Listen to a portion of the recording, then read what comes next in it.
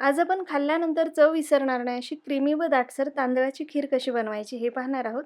पद्धत खूप सोपी आहे, पण यामध्ये भरपूर टिप्स आहेत. तर व्हिडिओ शेवटपर्यंत नक्की पहा. आवडला तर लाईक आणि चॅनलला सबस्क्राईब करायला विसरू नका. आता आपण सुरुवात करूया. त्यासाठी आपल्याला तांदूळ लागणार आहेत.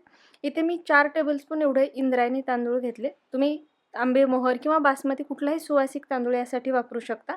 आता याला धुवून घ्यायचे आपल्याला आणि यातलं सगळं पाणी काढून एक 5 ते 10 मिनिटं आपल्याला याला फॅनच्या हवेला सुकवून घ्यायचं आहे, किंवा तुम्ही तसेही वापरू शकता, पण वेळ असेल तर थोडंसं सुकवायचं.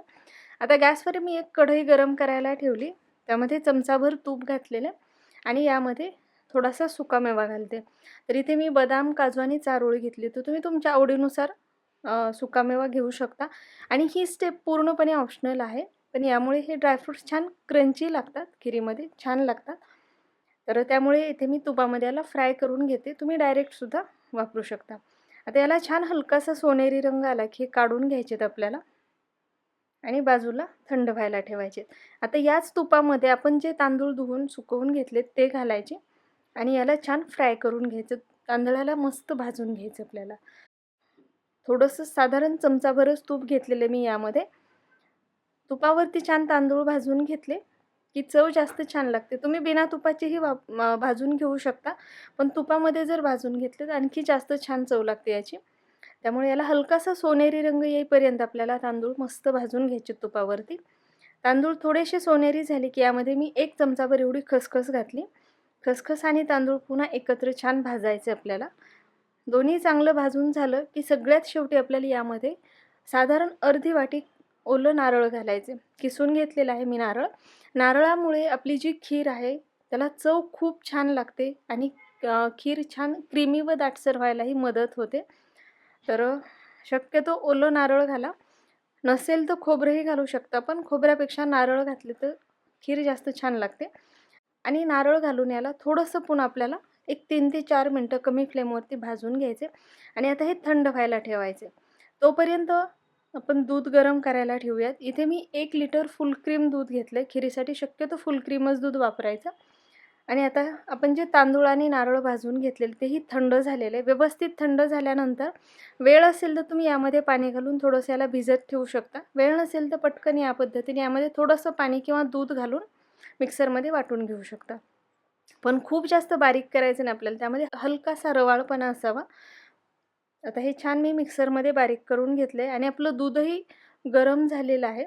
त्यामध्ये आपल्याला हे मिश्रण घालायचं. ही जी तांदळाची पेस्ट आहे ती घालायची आणि सतत हलवत आपल्याला याला छान शिजवून घ्यायचं आहे. तांदूळ व्यवस्थित शिजेपर्यंत आपल्याला याला सतत हलवायचं, नाही तर तांदूळ कढईला खाली लागले जातात. त्यामुळे याला सतत हलवणं खूप गरजेचं आहे. खूप जास्त वेळ लागत नाही की 10 ते 15 मिनटं आपल्याला हे तांदूळ शिजण्यासाठी लागतात. तांदूळ चांगले शिजले गेल्यानंतरच आपल्याला यामध्ये साखर घालायची. 1 लिटर दुधासाठी साधारण अर्धा कप एवढी साखर आपल्याला पुरेशी होते, किंवा तुम्हाला किती गोड आवडतं तुम्ही थोडंसं प्रमाण कमी जास्तही करू शकता, पण अर्धा कप पुरेशी होते. तर साखर घालून पुन्हा आपल्याला याला आणखी शिजवून घ्यायचं आहे. यामध्ये वेलची पूड घालायची. आपण तुपामध्ये फ्राय करून घेतलेले ड्रायफ्रूट्स घालायचे आणि पुन्हा 3 ते 4 मिनटं मीडियम फ्लेमवरती याला शिजवून घ्यायचं आहे.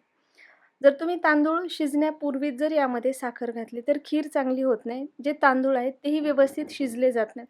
त्यामुळे अगोदर तांदूळ व्यवस्थित शिजवून घ्यायचे आणि नंतरच यामध्ये साखर घालायची, म्हणजे आपली खीर छान होते, परफेक्ट होते. तर बघू शकता आता साखर घातल्यानंतरही मी याला पुन्हा आणखी 4 ते 5 मिनटं मीडियम फ्लेमवरती शिजवून घेतलेले. आपली खीर मस्त तयार झालेली आहे. जर तुम्हाला यापेक्षाही दाटसर आवडत असेल तर तुम्ही थोडंसं तांदळाचं प्रमाण वाढवू शकता, पण पुरेशी होते, कारण ही खीर थोडी थंड झाल्यानंतर आणखी जास्त दाटसर होते. तर बघू शकता मस्त दाटसर क्रीमी आपली तांदळाची खीर तयार झालेली आहे, जी खायला खूप जास्त टेस्टी लागते. आता यावरती मी गार्निशिंगसाठी वरतून पिस्त्याचे बारीक काप करून घातलेले आहेत. थोड्या रोज पेटल्स होत्या माझ्याकडे, त्याही घातलेल्या आहेत. तर मस्त टेस्टी अशी आपली तांदळाची खीर तयार झालेली आहे. तर करून पहा. व्हिडिओ जर तुम्हाला आवडला असेल तर नक्की लाईक करा, शेअर करा, चॅनलला सबस्क्राईब करायला विसरू नका आणि तुमच्या कमेंट्स नक्की कळवा.